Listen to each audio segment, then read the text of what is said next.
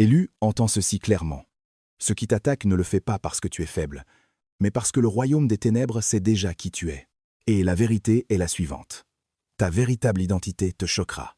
Même en ce moment, alors que tu t'es remis en question, que tu as douté de ton chemin, et que tu as lutté pour comprendre pourquoi ta vie te semblait si lourde, l'ennemi a reconnu en toi quelque chose que tu n'as pas encore pleinement reconnu toi-même. C'est pourquoi le combat spirituel autour de ta vie a semblé inhabituellement intense. C'est pourquoi tu as traversé des saisons de pression, de retard, de confusion, d'épuisement et de batailles invisibles que tu ne pouvais pas toujours expliquer. L'ennemi ne gaspille pas une telle énergie pour une vie ordinaire. Les ténèbres ne se battent avec tant d'acharnement que lorsqu'il y a en une personne quelque chose qui menace leur emprise, expose leurs œuvres et porte le pouvoir de briser les chaînes, non seulement dans sa propre vie, mais aussi dans celle des autres. Tu n'entends pas ce message par hasard. Ce n'est pas un contenu aléatoire qui a mystérieusement croisé ton chemin. C'est une interruption spirituelle. C'est un appel au réveil. C'est un moment où Dieu te tire de l'oubli, du brouillard de la douleur, de la fausse version de toi-même que tu portes depuis bien trop longtemps. Il y a eu des années où tu as ressenti le poids de quelque chose de plus grand sur ta vie, mais tu ne pouvais pas l'expliquer. Il y a eu des saisons où tu as senti que tu n'étais pas fait pour une existence superficielle et ordinaire. Et pourtant, tu te retrouvais à te faire tout petit, à douter et à te demander si tu n'imaginais pas tout cela. Être t'es-tu dit que tu étais simplement trop sensible. Être as-tu pensé que tu réfléchissais trop. Être t'es-tu demandé si l'agitation de ton esprit ne signifiait rien du tout. Mais la vérité doit être dite maintenant, ce n'a jamais été le fruit de ton imagination. C'était le souvenir profond d'une identité que le ciel a placée en toi avant même que le monde n'essaie de te redéfinir. Élu, l'ennemi a passé des années à essayer d'enfouir ton identité. Il s'est servi de la douleur pour te faire oublier. Il s'est servi du retard pour te décourager. Il a utilisé le rejet, les portes fermées, les relations brisées, les longues saisons de sécheresse et les batailles intérieures répétées pour te pousser à tirer la mauvaise conclusion sur toi-même. Il voulait que tu croies que tu es insignifiant. Il voulait que tu croies que tu n'es pas assez bien. Il voulait que tu croies que l'appel sur ta vie n'est pas réel. Car si jamais tu te souviens pleinement de qui tu es en Dieu, si jamais tu t'élèves véritablement dans l'identité que le ciel t'a assignée, les chaînes qui t'ont retenu pendant des années ne pourront plus te retenir. Et c'est pourquoi ce moment est si grave, c'est une heure décisive. Tu ne peux pas continuer à dormir à l'intérieur d'une version blessée de toi-même. Tu ne peux pas continuer à vivre à partir de définitions écrites par le rejet, la douleur, l'abandon, l'incompréhension et la peur. Tu ne peux pas continuer à rabaisser ce que Dieu a placé en toi juste pour t'intégrer dans un monde à qui on n'a jamais donné l'autorité de te nommer. L'Écriture dit dans Jérémie 1:5, « Avant de te former dans le ventre de ta mère, je te connaissais, et avant que tu naisses, je t'avais consacré. » Cela signifie que ton histoire n'a pas commencé avec ta douleur. Elle n'a pas commencé avec tes échecs. Elle n'a pas commencé avec ce que les gens t'ont fait, ont dit de toi ou ont refusé de voir en toi. Ta vie a commencé dans l'intention de Dieu. Avant que le monde ne t'étiquette, il te connaissait. Avant que l'enfer ne bâtisse une résistance contre toi, le ciel t'avait déjà mis à part. Avant que les gens ne te comprennent mal, ne te rejettent, ne t'écartent ou n'essaient de réduire au silence ce qui reposait sur ta vie, Dieu avait déjà parlé sur toi.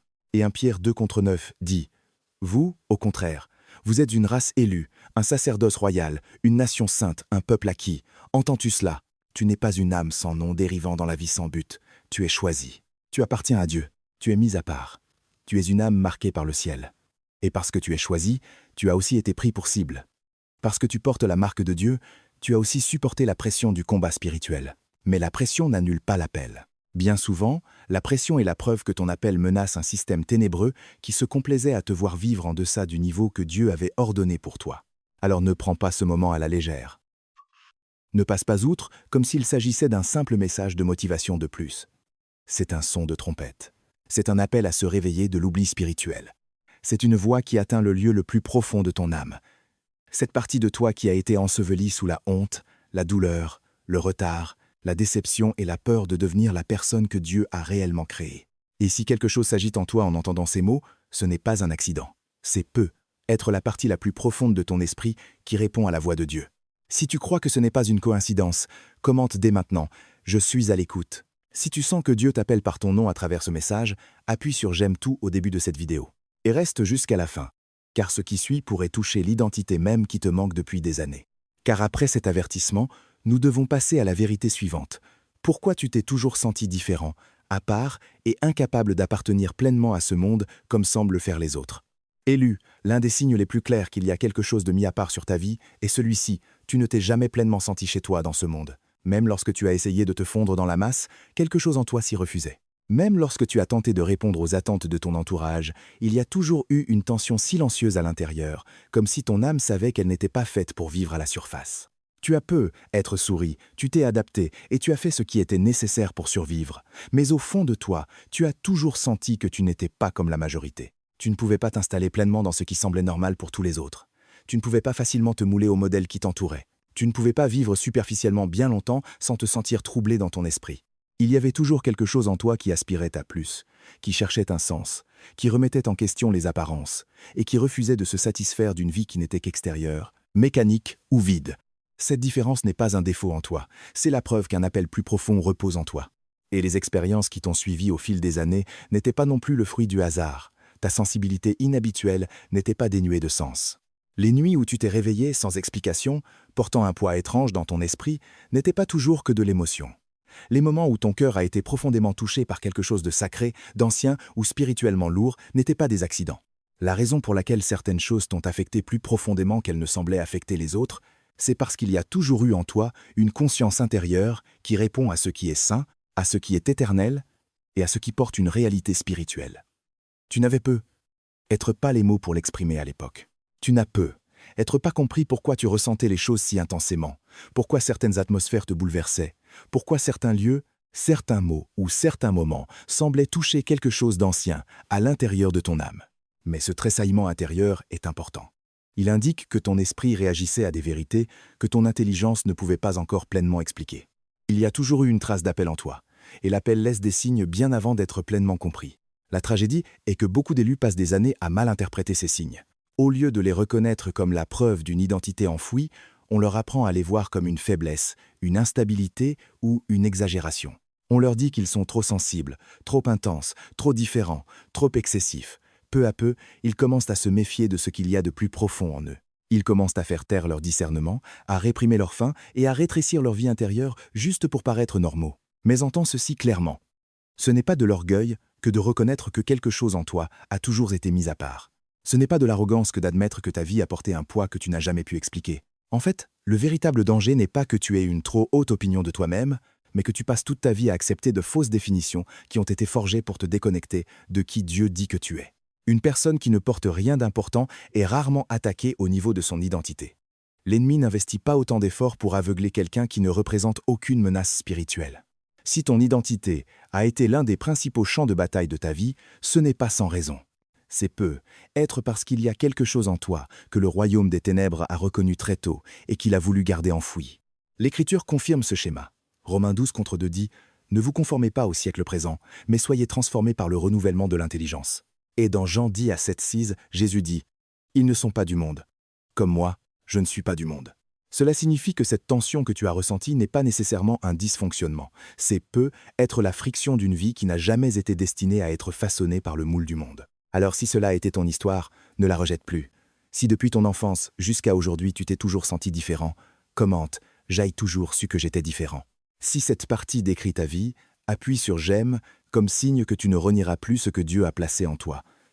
Et partage ceci avec quelqu'un qui s'est toujours senti à part sans jamais comprendre pourquoi. Car ce sentiment de différence n'est pas là où la vérité s'arrête, c'est là où la vérité commence. Tu es différent parce que tu as été connu avant d'être formé et mis à part par Dieu avant même que le monde n'essaie de te définir. Élu, c'est ici que beaucoup de gens se méprennent sur leur identité. Ils pensent que l'importance commence lorsque quelque chose de visible se produit. Ils pensent qu'une personne devient spéciale après un accomplissement, après une reconnaissance, après avoir acquis de l'influence, après une percée. Mais l'identité des élus ne commence pas avec l'accomplissement. Elle commence avec la prescience et l'intention de Dieu. Tu as été connu avant d'être remarqué. Tu as été nommé avant d'être affirmé par les hommes. Tu as été mis à part avant même que le monde ne se fasse une opinion sur toi. Avant la blessure, avant l'échec, avant le rejet, avant la trahison, avant la confusion, avant la longue saison durant laquelle tu as commencé à douter de toi-même, Dieu savait déjà exactement qui tu étais. C'est pourquoi ta véritable identité ne peut pas être déterminée par ce qui t'est arrivé. Elle ne peut pas être définie par ceux qui t'ont quitté, ceux qui t'ont mal compris, ceux qui t'ont ignoré, ou par les moments où tu as toi-même commencé à te demander s'il y avait quoi que ce soit de significatif dans ta vie. Ces choses ont être affecté ton âme, mais elles n'ont pas écrit ton identité, c'est le ciel qui l'a fait. L'Écriture dit dans Jérémie 1:5. « Avant de te former dans le ventre de ta mère, je te connaissais, et avant que tu naisses, je t'avais consacré. » Cela signifie que tu n'es pas le produit d'un accident, du chaos ou d'une dérive hasardeuse. Ta vie est le résultat d'une intention divine. Tu n'as pas été envoyé sur la terre sans but, et tu n'as pas été façonné sans raison. Même ce qui a semblé confus dans ta vie n'annule pas cette vérité. En fait, certaines des choses même qui t'ont accablé pourraient bien être la preuve de quelque chose de sacré. Ce que tu as appelé un fardeau pourrait en réalité être le poids de l'appel. Cette profonde agitation intérieure, cette incapacité à se contenter d'une vie superficielle, ce sentiment constant que tu as été fait pour autre chose que la survie, les apparences, la routine ou un succès vide, ces choses ne devraient pas être rejetées trop vite. La profondeur que tu ressens, l'agitation que tu portes, la pression à l'intérieur de ton esprit lorsque la vie reste trop petite ou trop superficielle, peuvent tous être des signes que quelque chose en toi sait que tu as été créé pour un dessein spirituel plus grand. Un appel divin s'annonce souvent avant d'être pleinement compris. L'esprit peut reconnaître les contours de la destinée bien avant que l'intelligence n'ait les mots pour l'exprimer. C'est pourquoi ton agitation intérieure ne peut pas être simplement expliquée comme une émotion aléatoire. Si Dieu est un créateur de dessein, alors le trouble persistant à l'intérieur d'une personne ne peut pas toujours être traité comme dénué de sens.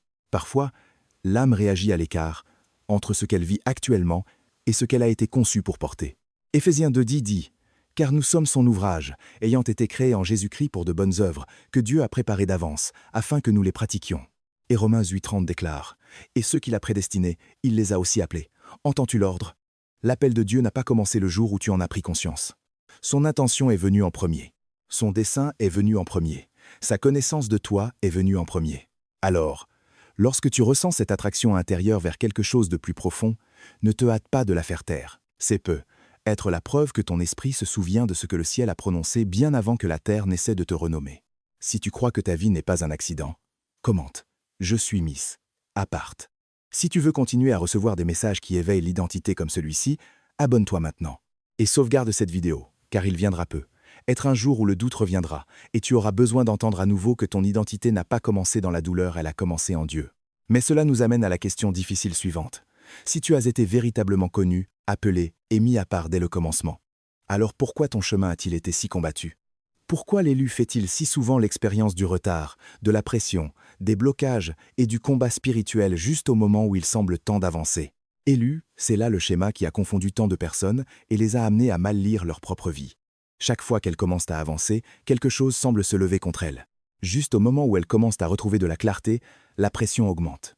Juste au moment où elles sont sur le point de passer à un niveau supérieur, quelque chose se brise.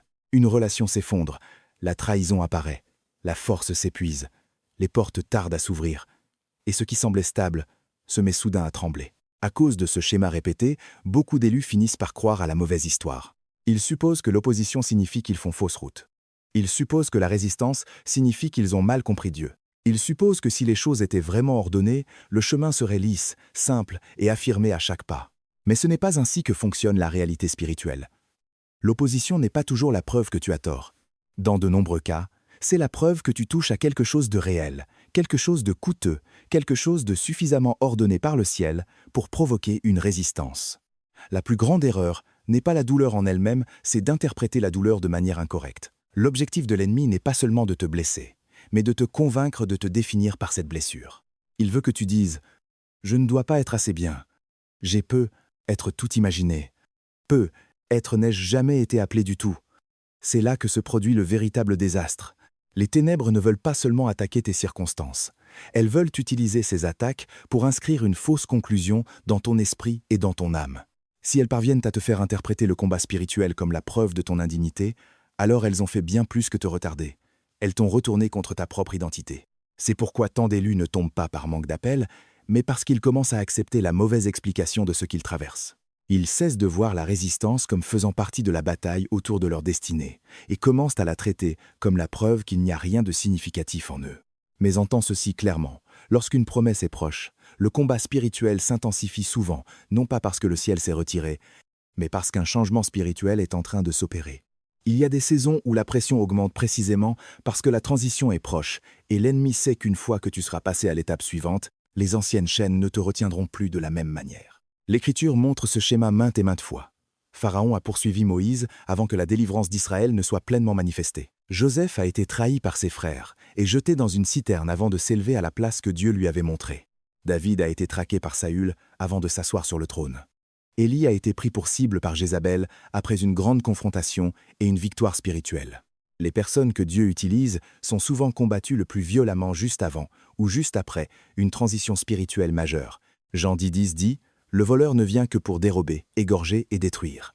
Éphésiens 6,12 nous rappelle « Car nous n'avons pas à lutter contre la chair et le sang, mais contre les dominations, contre les autorités. » Et 2 Corinthiens 4 contre 8 à 9 dit « Nous sommes pressés de toute manière, mais non réduits à l'extrémité. Dans la détresse, mais non dans le désespoir. Persécutés, mais non abandonnés. Abattus, mais non perdus. » Alors, si tu as passé des années à te demander pourquoi tout semble s'effondrer à chaque fois que tu es sur le point d'avancer, ne te hâte pas de te qualifier d'échec. Il y a des moments où ce qui ressemble à un effondrement est en fait la preuve d'un conflit autour de ton appel. Si tu t'es déjà demandé « Pourquoi tout s'écroule-t-il à chaque fois que je suis sur le point d'entrer dans quelque chose de plus grand ?» Alors commente « Maintenant je comprends ». Appuie sur j'aime si tu refuses de laisser l'opposition définir ton identité de manière incorrecte. Et envoie ceci à quelqu'un qui pense avoir échoué, alors qu'en réalité, il se tient peu, être au beau milieu d'un combat spirituel. Mais maintenant, nous devons aller plus loin, car la guerre extérieure n'est pas la seule chose qui t'a retenu. La captivité la plus longue ne se trouve pas toujours à l'extérieur de toi, c'est parfois l'accord intérieur que tu as passé, avec les mensonges que la douleur t'a appris à croire. Élu, c'est ici que le message devient encore plus sérieux, car la plus grande force qui a retenu beaucoup de personnes élues n'a jamais été seulement le combat spirituel extérieur. Ce n'était pas seulement la trahison, le retard, le rejet, les portes fermées ou la pression spirituelle autour d'eux. La prison la plus profonde a été bâtie à l'intérieur de leurs croyances. L'ennemi le plus fort n'est souvent pas la circonstance elle-même, mais le mensonge que tu as accepté de croire à ton sujet à cause de cette circonstance. Après un événement douloureux, beaucoup de gens concluent ce qui ne peut être décrit que comme un accord inconscient.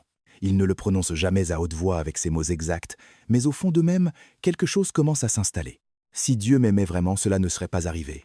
Si j'avais vraiment de la valeur, je n'aurais pas été abandonné. Si je veux être en sécurité, je dois me faire plus petit. Ne brille pas trop. Ne parle pas trop. Ne crois pas trop. Et une fois que cet accord interne est conclu, il commence à façonner toute la direction de la vie d'une personne. À partir de ce moment-là, ils ne combattent plus seulement les ténèbres à l'extérieur d'eux, ils combattent aussi une version déformée d'eux-mêmes que la douleur a contribué à créer. C'est pourquoi le retard ne trouve pas toujours sa racine dans l'absence de Dieu. Bien souvent, il s'enracine dans le moi blessé qui résiste à la véritable identité que Dieu essaie de faire naître. Le problème n'est pas que Dieu t'a oublié. Le problème est qu'une fausse définition a pris racine en toi. Tu peux toujours prier, toujours adorer, toujours croire en Dieu et toujours porter un appel authentique, tout en restant coincé en deçà du niveau de destinée préparé pour toi. Parce qu'au fond de toi, tu n'as pas vraiment accepté que ce que Dieu a dit t'appartient. Beaucoup de personnes élues n'échouent pas parce qu'elles manquent d'onction, de don ou de grâce. Elles échouent parce qu'elles restent prisonnières d'une fausse conception d'elles-mêmes.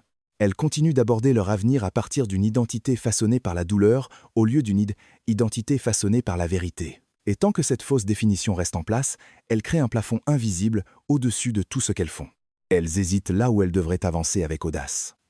Elles se font toutes petites là où elles devraient se tenir debout. Elles remettent en question là où elles devraient recevoir. Non pas parce que le ciel les a privées, mais parce que quelque chose au fond d'elles murmure encore. Ce n'est pas vraiment pour toi. C'est pourquoi la croyance inconsciente est si puissante.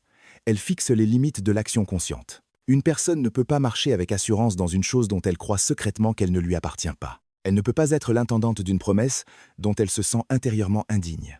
Elle ne peut pas habiter pleinement un appel tout en continuant à s'accorder avec le mensonge qu'elle est trop brisée, de trop abîmée, trop en retard ou trop insignifiante. L'Écriture rend cela évident. Proverbe 23 contre 7 dit « Car il est comme les pensées de son âme ». Romains 12 contre 2 nous dit « Soyez transformés par le renouvellement de l'intelligence ». Et Jean 8,32 déclare « Vous connaîtrez la vérité, et la vérité vous affranchira ». Remarque que la liberté est liée à la vérité, car la captivité est souvent liée au mensonge. Si l'ennemi parvient à te faire croire la mauvaise chose à ton sujet, il n'a pas besoin de chaînes autour de tes mains, le mensonge lui-même devient la prison. Alors, si tu reconnais que tu as cru de fausses choses à ton sujet, commente « Je rejette la fausse identité ». Si cette partie touche l'endroit le plus profond de ton cœur, appuie sur « J'aime » et ne saute pas ce qui suit. Et abonne-toi si tu veux continuer à recevoir des messages qui bâtissent la guérison et restaurent l'identité. Car maintenant, nous devons ajouter encore plus de poids à cette vérité en regardant l'Écriture elle-même et en voyant que les élus dans la Bible ont aussi lutté contre le sentiment d'inadéquation, le retard, la pression et une opposition écrasante avant d'entrer pleinement dans ce que Dieu avait déclaré. Élu, si tu t'es déjà senti disqualifié par ta own faiblesse, alors Moïse est l'une des preuves bibliques les plus claires que l'appel de Dieu n'est pas annulé par l'inadéquation humaine. Moïse n'a pas été appelé dans un moment de confiance en soi, de force publique ou de préparation personnelle. Il a été appelé dans le désert, dans l'obscurité, au milieu d'un moment ordinaire, qui a été soudainement interrompu par le feu de Dieu. Le buisson ardent n'était pas une idée humaine, ni un moment de motivation, ni un rêve créé par lui-même. C'était saint, inattendu, indéniable. Dieu est entré dans la réalité de Moïse et a fait connaître sa volonté avec clarté. Dans Exode 3, 10 à 12, le Seigneur lui dit, en substance, qu'il est envoyé pour affronter Pharaon et faire sortir Israël de la servitude. C'était un appel qui venait du ciel, pas de l'ego de Moïse. Il ne découlait pas de l'ambition, il découlait d'un rendez-vous divin. Et cela a son importance, car lorsque Dieu initie un appel, sa validité ne dépend pas du fait que l'élu se sente ou non assez impressionnant pour le porter. Ce qui est frappant, c'est que la première réaction de Moïse n'a pas été un accord audacieux, mais de la résistance. Il ne s'est pas immédiatement levé pour dire « Oui, je suis prêt ». Au lieu de cela, il a répondu « Depuis l'endroit où de nombreux élus vivent encore aujourd'hui, qui suis-je » Plus tard, il argumente à nouveau, disant qu'il n'est pas éloquent, qu'il ne parle pas bien, que quelqu'un d'autre serait mieux adapté pour la tâche. Et finalement, le cœur de sa lutte devient clair. « Je t'en prie, envoie quelqu'un d'autre », c'est la voix de l'inadéquation.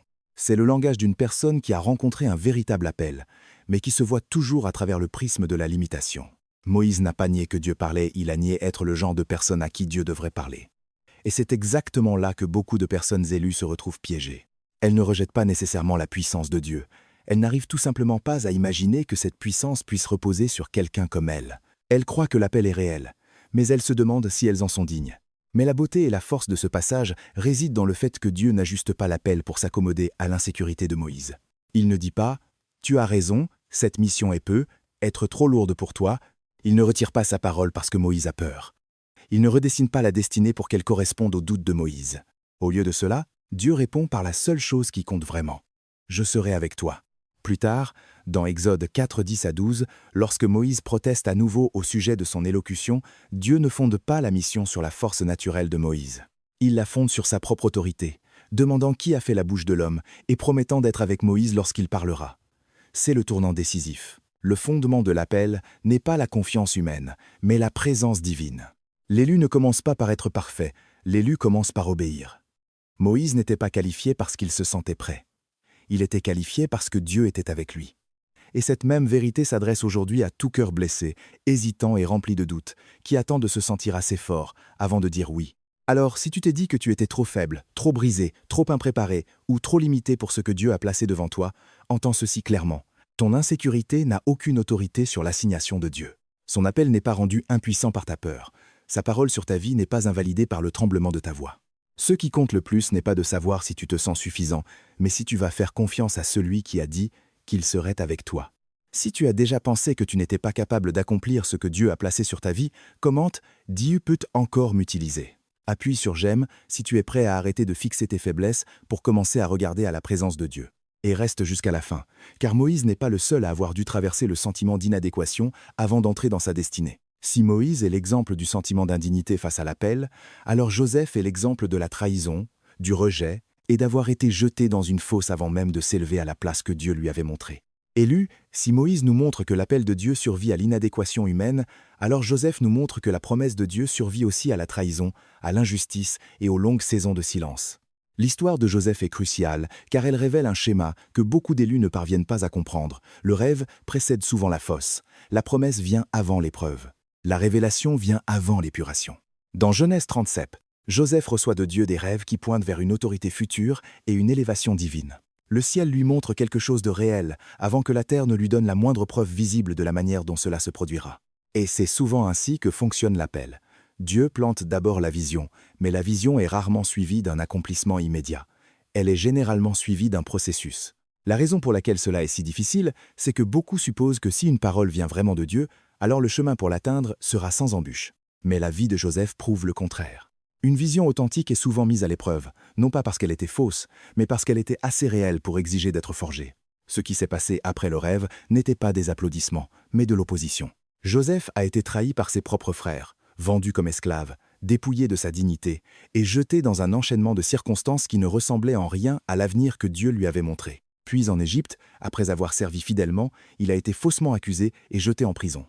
Et même là, après avoir aidé les autres, il a été oublié et laissé dans le silence. La trahison familiale, l'injustice sociale et l'agonie de l'attente se sont toutes rejointes dans sa vie. Et cette combinaison est familière à beaucoup d'élus. C'est une chose d'endurer les épreuves venant d'inconnus, c'en est une autre d'être blessé par ses proches. C'est une chose d'attendre. C'en est une autre d'attendre, tout en portant une promesse dont on sait qu'elle vient de Dieu. Joseph a dû vivre au cœur de cette contradiction. Il avait vu le rêve, pourtant sa réalité ressemblait à un abandon. Il avait reçu la révélation. Pourtant son environnement ressemblait à une négation. Mais le silence du processus ne signifiait pas que Dieu avait changé d'avis. Cela signifiait que Dieu accomplissait une œuvre plus profonde que ce que Joseph pouvait encore percevoir. C'est ce qui rend la vie de Joseph si puissante. Chaque étape douloureuse préparait une capacité différente nécessaire pour gouverner. La fosse a enseigné la survie.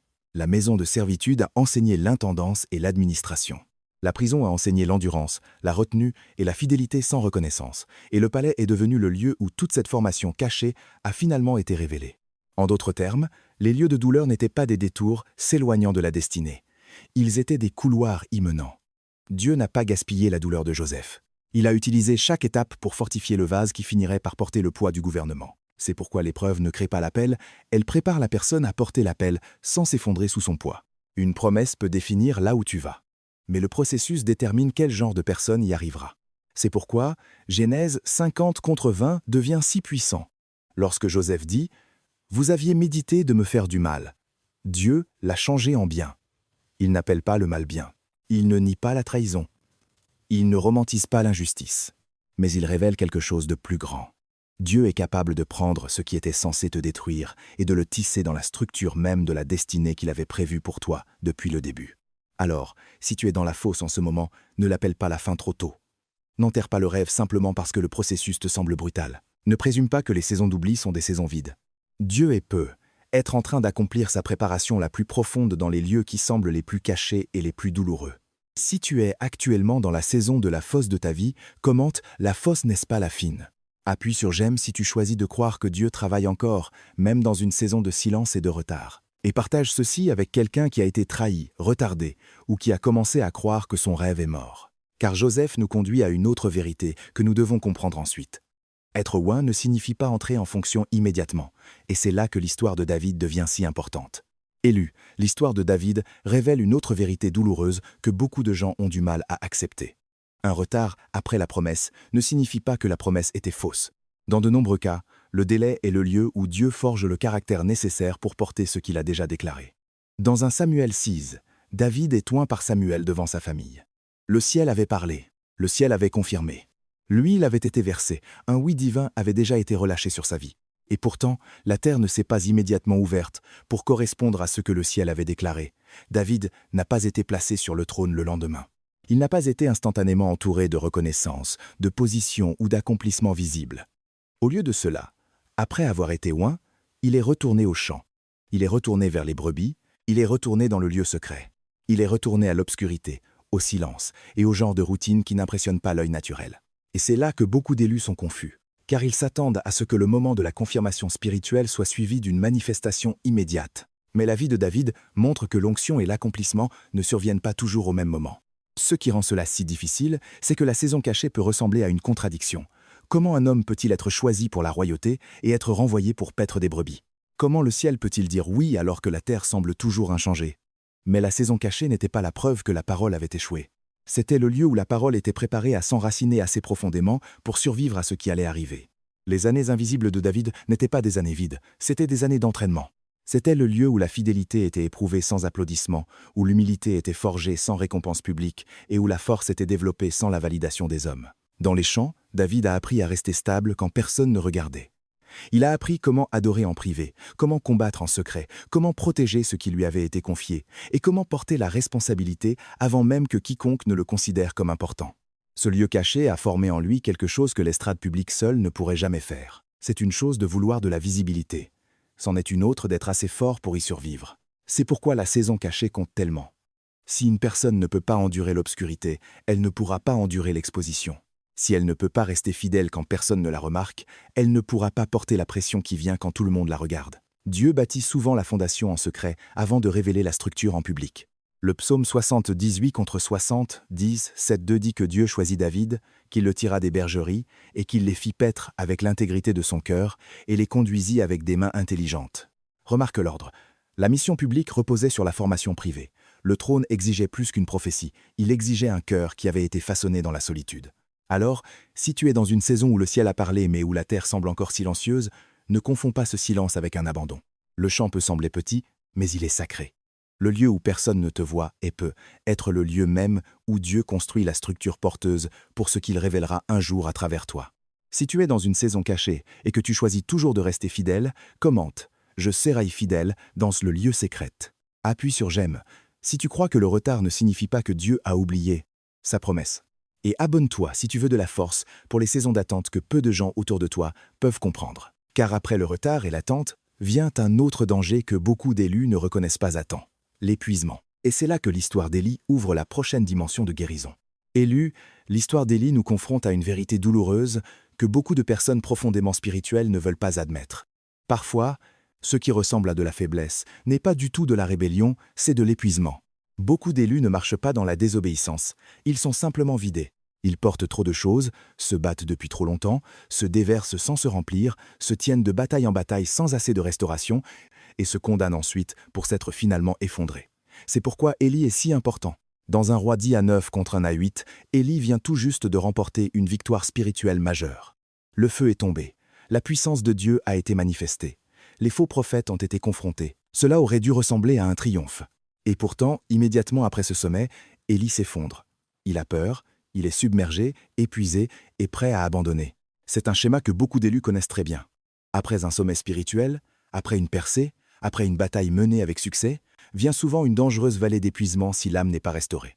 L'ennemi frappe souvent le plus fort, non seulement avant la victoire, mais après, lorsque le serviteur de Dieu est le plus vulnérable à l'effondrement. Ce qui rend ce passage si puissant, c'est la façon dont Dieu répond. Il ne commence pas par réprimander Élie. Il ne commence pas par la correction, l'accusation ou la honte.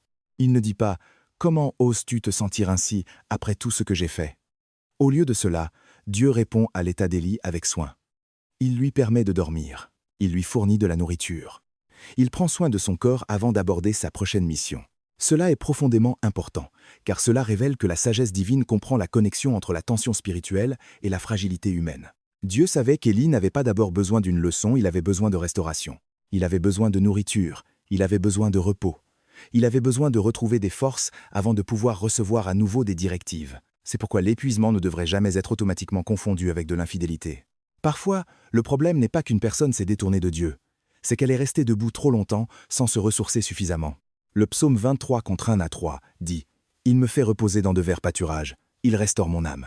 Et dans Matthieu 11, 28, Jésus dit « Venez à moi, vous tous qui êtes fatigués et chargés, et je vous donnerai du repos ». Le repos n'est pas en dehors de la volonté de Dieu. Un repos approprié est l'une des manières dont Dieu garde son peuple en vie pendant le voyage. Cela nous amène à une leçon que beaucoup d'élus ont besoin d'entendre de toute urgence. L'épuisement n'est pas la sainteté. Courir à vide n'est pas une preuve de dévotion. Être complètement vidé n'est pas automatiquement un signe de maturité spirituelle. Certaines personnes ont confondu le surmenage avec le sacrifice, l'épuisement avec l'obéissance et l'effondrement émotionnel avec la fidélité. Mais un vase fissuré ne peut pas contenir l'huile bien longtemps. Dieu n'est pas seulement intéressé à t'envoyer de l'avant, il est également engagé à te soutenir pour que tu restes debout. Il ne veut pas seulement t'utiliser pour un moment, il veut te préserver tout au long du processus. Alors si tu es fatigué, si tu es émotionnellement usé, si tu es spirituellement sec, si une partie de toi a doucement murmuré que tu ne pouvais pas continuer ainsi, ne te précipite pas pour te condamner. Apporte cette lassitude honnêtement dans la présence de Dieu. Laisse-le te nourrir, laisse-le te restaurer, laisse-le t'enseigner que ralentir pour être guéri n'est pas un échec, c'est de la sagesse. Si tu es fatigué, épuisé et sur le point d'abandonner, commente, signeur, restaure-moi. Appuie sur j'aime si aujourd'hui tu choisis d'arrêter de traiter l'épuisement comme une preuve de fidélité. Et envoie ceci à quelqu'un dont l'âme est épuisée et qui a l'impression que personne ne comprend vraiment ce qu'il porte. Car maintenant que nous avons vu à travers les Écritures que les élus passent souvent par l'inadéquation, la trahison, le retard, la pression et l'épuisement, nous devons passer au problème central. L'auditeur doit maintenant affronter et briser la fausse alliance qu'il a conclue avec la douleur.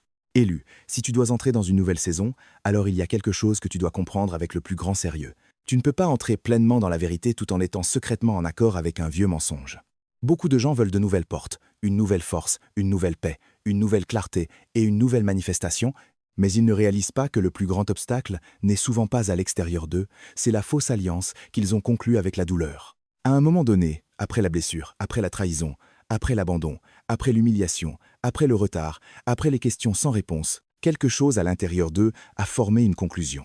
Ils ne l'ont peu, être pas prononcé à voix haute, mais intérieurement, ils l'ont accepté. Ils ont commencé à croire la mauvaise chose à propos d'eux-mêmes, la mauvaise chose à propos de Dieu, la mauvaise chose à propos de leur avenir et la mauvaise chose à propos de leurs valeurs. Ils ont cru qu'ils étaient trop endommagés pour être utilisés, trop loin pour être restaurés, trop ignorés pour être choisis, trop brisés pour qu'on leur fasse confiance, qu'il était trop tard pour récupérer ce qui avait été perdu. Et tant que ces accords cachés ne sont pas brisés, ils continuent de façonner toute l'atmosphère de l'âme. C'est pourquoi la guérison doit commencer par l'honnêteté. Tu dois nommer ce que tu as cru, tu dois identifier le mensonge sous lequel tu as vécu. Était-ce la croyance que Dieu t'avait abandonné? Était-ce la croyance que ce qui t'est arrivé prouvait que tu n'avais aucune valeur? Était-ce la croyance qu'il est plus sûr de rester petit, silencieux, caché et émotionnellement fermé plutôt que de risquer de devenir ce que Dieu a créé? Était-ce la croyance que ton avenir a déjà été réduit par ce que tu as souffert?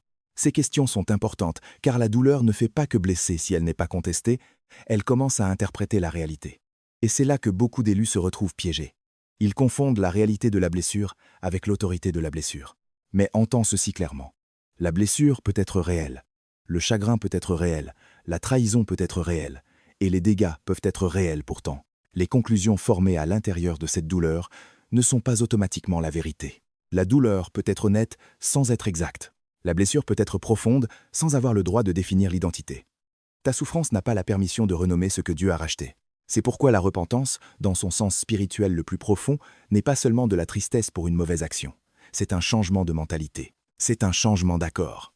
C'est la décision d'arrêter de s'identifier au moi blessé et de retourner au moi racheté que Dieu proclame. La vraie repentance ne consiste pas seulement à pleurer sur ce qui s'est passé, c'est permettre à Dieu de confronter les mensonges qui ont pris racine à cause de ce qui s'est passé. La vraie guérison commence lorsque la lumière pénètre à l'endroit où tu as autrefois silencieusement fait des compromis. Tant que la fausse croyance reste intacte, le comportement extérieur peut changer pour un temps, mais le schéma intérieur finira par reproduire la même captivité. C'est pourquoi l'Écriture dit dans 2 Corinthiens 10 contre 4 à 5 que les armes avec lesquelles nous combattons sont puissantes par la vertu de Dieu pour renverser des forteresses et amener toute pensée captive à l'obéissance de Christ. Jacques 4 contre 7 dit « Soumettez-vous donc à Dieu, résistez au diable et il fuira loin de vous. » Et Jean 8,36 déclare « Si donc le Fils vous affranchit, vous serez véritablement libre. » La liberté n'est pas partielle. La liberté n'est pas une performance. La liberté vient quand le mensonge est déraciné et que la vérité est intronisée à sa place. Alors aujourd'hui, élu, ne te contente pas de demander à Dieu d'apaiser la douleur, demande-lui d'exposer l'accord que la douleur a produit. Demande-lui de te montrer ce que tu as accepté et qu'il n'a jamais dit. Demande-lui de découvrir la sentence intérieure sous laquelle tu vis. Puis renonce-y. Brise-la. Refuse-la. Retourne-la à la croix. Parce que tu ne peux pas porter à la fois la fausse identité et le véritable appel en même temps. L'un des deux doit partir. Si aujourd'hui tu décides de briser toute fausse alliance avec la douleur, commente « Je renonce au mensonge ». Appuie sur « J'aime » si tu crois que la vérité de Dieu est plus forte que toute accusation de ton passé. Et abonne-toi et active la cloche si tu veux continuer à marcher sur ce chemin de guérison et de restauration. Car une fois le mensonge brisé, quelque chose de puissant devient possible. Maintenant, nous passons du rejet de la fausse identité au recouvrement de ta véritable identité et de là à la déclaration prophétique qui l'appelle à l'existence. Élu, une fois la fausse identité rejetée, la véritable identité doit être reçue. Il ne suffit pas de renoncer au mensonge si tu n'embrasses pas ensuite ce que Dieu a déclaré sur toi. Beaucoup de gens laissent la vieille douleur derrière eux, mais hésitent encore à vivre pleinement à partir de la définition du ciel. Pourtant, la restauration n'est pas complète tant que tu n'arrêtes pas de te voir à travers la blessure pour commencer à te voir à travers la parole. Ce que Dieu dit de toi doit devenir final. Tu n'as pas été oublié, tu as été préparé. Ce qui ressemblait à un retard n'était pas un abandon. Ce qui ressemblait à du silence n'était pas un rejet. Ésaïe 43 contre 1 dit « Je t'ai appelé par ton nom, tu es à moi. Tu appartiens à Dieu. Ta vie est connue, tenue et guidée par lui. Et tu n'as pas été rejeté par le ciel, tu as été mis à part pour le temps convenable. Parfois, la séparation n'est pas une perte, c'est une consécration. Parfois, Dieu te garde de ce qui est commun parce qu'il te prépare pour ce qui est assigné. Tu n'es pas non plus aussi petit que la douleur t'a dit que tu l'étais. Tu portes la marque du ciel. La peur n'est pas ton identité, car 2 Timothée 1:7 dit que ce n'est pas un esprit de timidité que Dieu nous a donné, mais un esprit de force, d'amour et de sagesse. Et tu n'es pas en retard. Philippiens 1:6 déclare que celui qui a commencé en vous cette bonne œuvre la rendra parfaite. Le timing de Dieu sur ta vie n'a pas échoué. Romains 8:10-9 nous rappelle que la création attend avec un ardent désir la révélation des fils de Dieu. Cela signifie que ta véritable identité compte dans les desseins de Dieu. Alors reçois-le maintenant. Tu n'es pas oublié. Tu es préparé. Tu n'es pas rejeté. Tu es mis à part. Tu n'es pas petit. Tu portes la marque du ciel. Tu n'es pas en retard. Le timing de Dieu est toujours à l'œuvre. Si tu reçois l'identité que Dieu a déclarée sur ta vie, commente « J'appartiens à Dieu ». Appuie sur « J'aime si » aujourd'hui tu choisis la voie de Dieu plutôt que la voie de la douleur. Et sauvegarde cette vidéo pour pouvoir y revenir chaque fois que le passé essaie de te tirer à nouveau en arrière. Car une fois l'identité restaurée, nous passons maintenant au point culminant, la déclaration prophétique prononcée directement sur l'élu. Élu entend ceci maintenant dans l'esprit. Toute chaîne de peur doit se briser, tout faux accord avec la honte doit être renversé, et toute étiquette placée sur ta vie par la douleur, le rejet ou l'opinion humaine, doit perdre son autorité. Ce que Dieu n'a pas nommé, tu ne dois plus le porter. Ce que le ciel n'a pas dit, tu ne dois plus le revêtir. Par la puissance de Dieu, que toute sentence prononcée sur toi dans les ténèbres soit annulée, que tout vœu intérieur enraciné dans la blessure soit brisé, et que toute fausse identité formée dans le chagrin soit dépouillée. Ésaïe 60 et 1:1-3 déclare « La liberté pour ceux qui ont le cœur brisé, un diadème au lieu de la cendre, et une huile de joie au lieu du deuil. » Romains 8:37 dit que dans toutes ces choses, nous sommes plus que vainqueurs par celui qui nous a aimés. Alors aujourd'hui, élu, tu n'es pas appelé à rester courbé sous la peur, la honte, le retard ou la confusion. Tu es appelé à te lever. Je déclare sur toi, tu es connu, tu es choisi, tu es mis à part, tu es envoyé et tu es oint pour cette heure. Avant la bataille, Dieu te connaissait. Avant le retard, Dieu t'a marqué. Avant que la douleur n'essaie de te renommer, le ciel t'avait déjà appelé par ton nom. Tu n'es pas le fruit du hasard. Tu n'es pas ignoré. Tu n'es pas une âme oubliée errant dans la vie sans but. Tu portes une intention divine. Tu portes une assignation céleste. Tu portes l'huile pour cette saison. Zacharie 4:6 dit « Ce n'est ni par la puissance, ni par la force, mais c'est par mon esprit, dit l'Éternel. » Cela signifie que ce que Dieu fait naître dans ta vie ne viendra pas par la seule force humaine, mais par l'Esprit du Dieu vivant reposant sur toi. Et je déclare ceci également, la saison du retard touche à sa fin, la saison du dévoilement commence, et la saison du recul doit se briser de ta vie. Ce qui était caché vient à la lumière. Ce qui était enterré est appelé à sortir. Ce qui était affaibli est restauré. Joël 2:25 dit « Je vous remplacerai les années qu'ont dévoré la sauterelle. Alors, que la restauration vienne, que la clarté vienne, que la sainte hardiesse vienne. Que le vrai moi, que Dieu a ordonné, s'élève au-dessus du moi, blessé que la douleur a créé. » Élu, tu ne vivras pas petit pour toujours. Tu ne resteras pas sous de faux noms pour toujours. Tu ne resteras pas piégé dans les vieilles peurs pour toujours. C'est l'heure de te lever dans ce que le ciel a déjà déclaré. Si tu reçois cette déclaration pour toi-même, commente avec audace. Amen, je le reçois. Appuie sur « J'aime » comme un acte de foi si tu crois que la saison de retard doit prendre fin. Et partage ceci avec un autre élu qui a besoin d'être réveillé. Et maintenant, à partir de cette déclaration prophétique, nous passons à l'invitation finale. Ta réponse, ton accord et l'appel de clôture à te tenir pleinement dans ce que Dieu a déclaré sur ta vie. Élu, si tu sais que Dieu t'a parlé aujourd'hui, alors ne laisse pas ce message sans changement. Si tu refuses de continuer à vivre sous une fausse identité, si tu refuses de continuer à porter les étiquettes que la douleur, le rejet et la peur ont placées sur ta vie, et si tu reçois cette parole pour toi-même, alors réponds-y. Ne laisse pas cela rester seulement un moment émotionnel, que cela devienne un accord dans l'esprit, que cela devienne un tournant. C'est l'heure d'arrêter de t'associer à la version blessée de toi-même et de te tenir dans l'identité que le ciel a déjà déclarée. Tu as entendu l'appel, tu as vu le schéma, et on t'a rappelé la vérité. Maintenant, la question est de savoir si tu vas y répondre. Rends donc ta réponse visible. Commente. Je me souviens de qui je suis. Écris ceci avec audace. Je suis l'élu. Déclare-le sans t'excuser. Je rejette la fausse identité. Que tes mots reflètent ton accord avec ce que Dieu restaure en toi. Et si ce message t'a touché, ne reste pas silencieux.